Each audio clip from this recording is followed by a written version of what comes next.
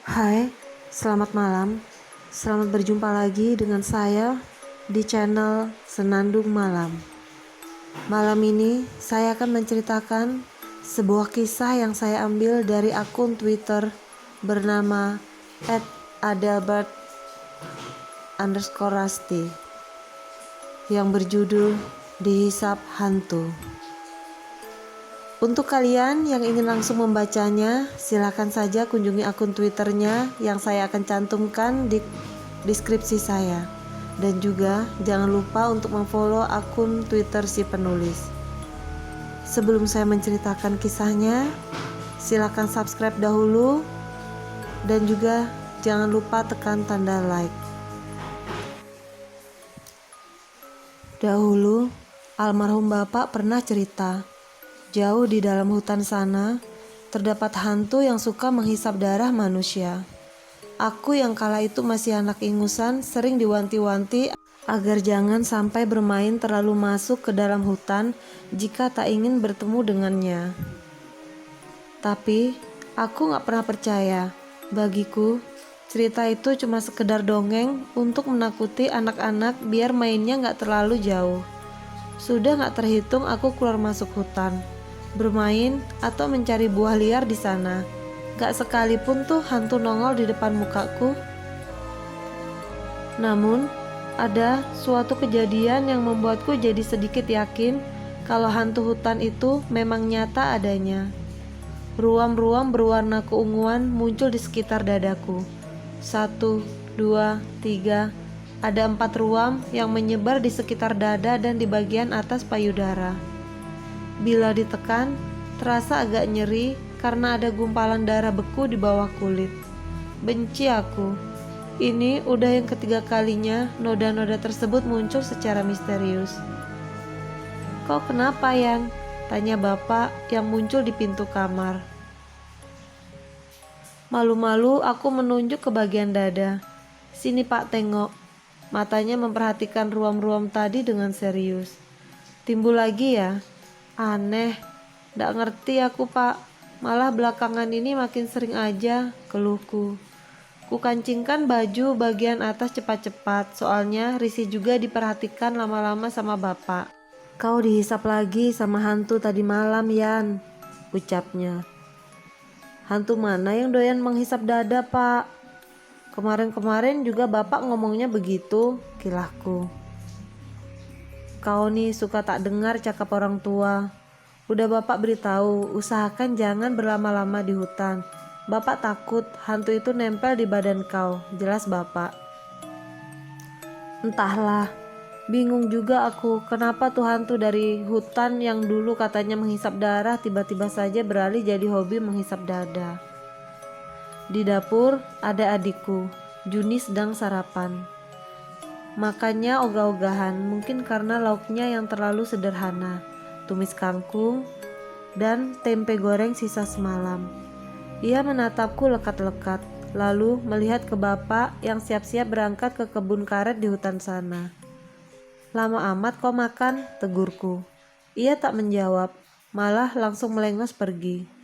Sifat Juni memang begitu, anaknya pendiam, gak mau bicara kalau gak diajak ngomong. Matahari makin meninggi ketika aku pergi ke kebun yang terletak di pinggir hutan. Kebun tersebut adalah milik orang lain.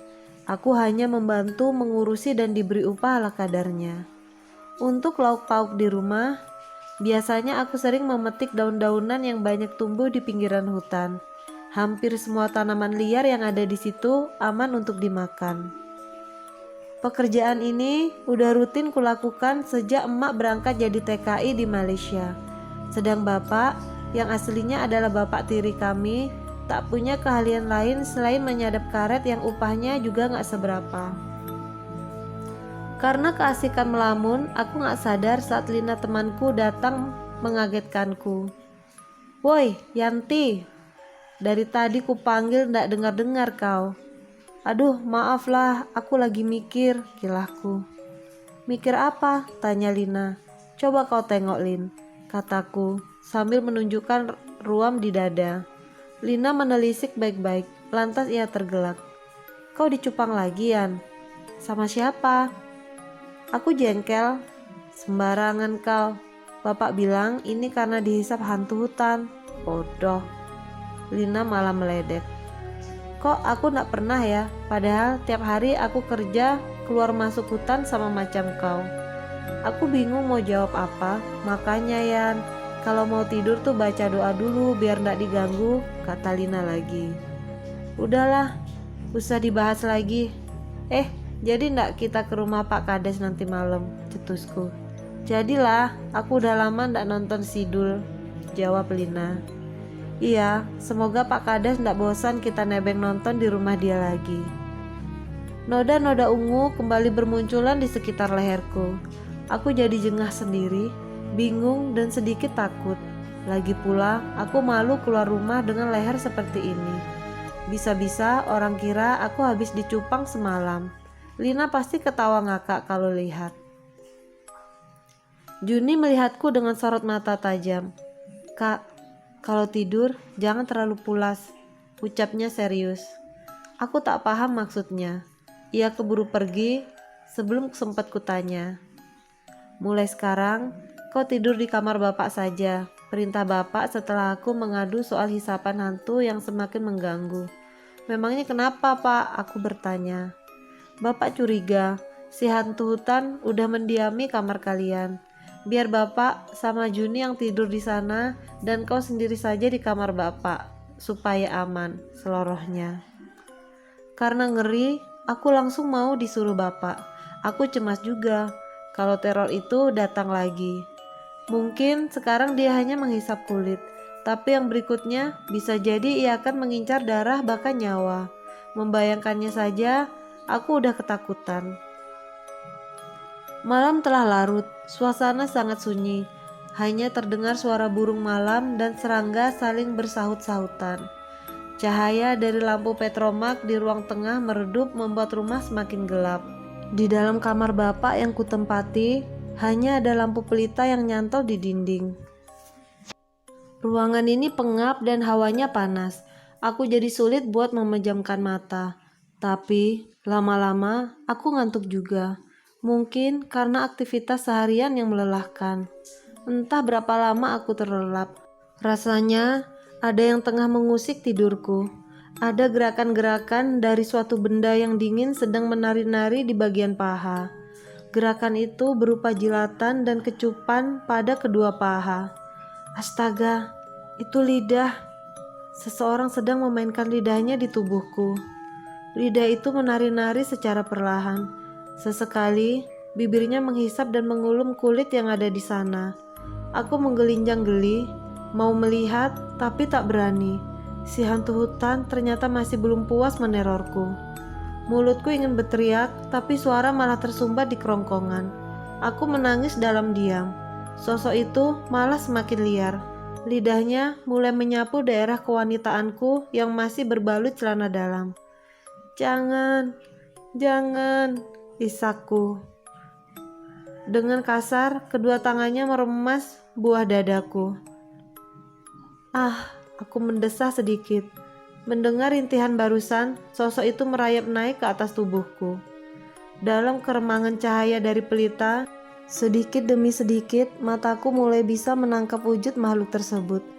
Ia mirip manusia, telanjang tanpa busana. Nafasnya memburu karena dikuasai birahi tinggi. Ku melaikan mata ini lebar-lebar supaya penglihatan semakin jelas. Tunggu, aku tahu sosok siapa itu. Itu bapak tiriku. Aku tak habis pikir, bapak malah mencoba menggagahi diriku. Tapi semuanya terjawab. Selama ini, dialah yang menghisap dada dan leherku, bukan hantu yang ia katakan untuk membodohiku. Aku udah siap-siap untuk menjerit, namun bapak cepat-cepat membekap mulutku. Aku tak rela mengalah. Aku jijik disentuh olehnya. Sekuat tenaga, ku tendang bagian vital bapak keras-keras. Au! Ia mengadu kesakitan, lalu terperosok di lantai. Aku hendak lari keluar, tapi tangan bapak mencengkram kakiku. Yanti, tunggu nak, bapak bisa jelaskan, katanya memohon. Memanfaatkan kelengahanku, bapak malah menyergap lalu membanting tubuhku hingga terhempas. Setelah jatuh, dipeluknya aku hingga sulit bergerak. Aku meronta sejadi-jadinya. Jangan, jangan, jeritku melengking. Juni tiba di kamar dengan menenteng sebuah balok kayu yang besar. Tanpa ampun, dihantamkannya kayu tersebut ke kepala bapak kuat-kuat. Buk! Sekali hajar, bapak langsung terkapar pingsan. Juni segera menghambur memelukku. Aku menangis histeris, nyaris saja aku jadi korban kebejatan bapak. Untung, Tuhan masih sayang hingga aku selamat dari perbuatannya yang bisa merusak masa depanku kelak. Bapak telah digelandang ke kantor desa. Dari sana, ia akan dibawa ke kantor polisi untuk mempertanggungjawabkan kelakuannya. Syukurin, ucapku. Semoga saja ia dijatuhi hukuman berat di sana. Juni melamun di dapur. Mungkin masih syok karena peristiwa semalam. Kau udah tahu lama perbuatan bapak sama kakak kan? Tanyaku. Ia mengangguk lemah. Lalu, kenapa tak kau cepat-cepat beritahu kakak? Ia menggeleng sedih. Aku takut kak, soalnya bapak mengancam aku bakal dicekik kalau berani bilang ke orang. Jawab Juni sambil terisak.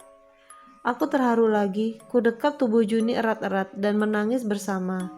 Setelah tragedi ini berlalu, kuharap tak ada lagi orang yang akan mengganggu kehidupan kami. Ya, begitu yang kuharapkan. Sore itu, aku sedang bersantai di teras rumah, sambil menyiangi sayur ketika Lina datang, lalu menarik tanganku masuk ke dalam rumah. Kau kenapa sih, Lin? Tegurku. Dia membuka kerah baju lalu memperlihatkan bagian dadanya. Kau tengok ini. Aku melotot. Sejumlah ruam-ruam ungu bermunculan di situ hingga menjalar ke payudara, persis seperti yang dulu ku alami. Kau dicupang siapa, Lin? Tanyaku gugup. Hantu, Yan, hantu, jawab Lina bergidik. Kata bapak, aku disiap hantu. Aku pun pingsan seketika.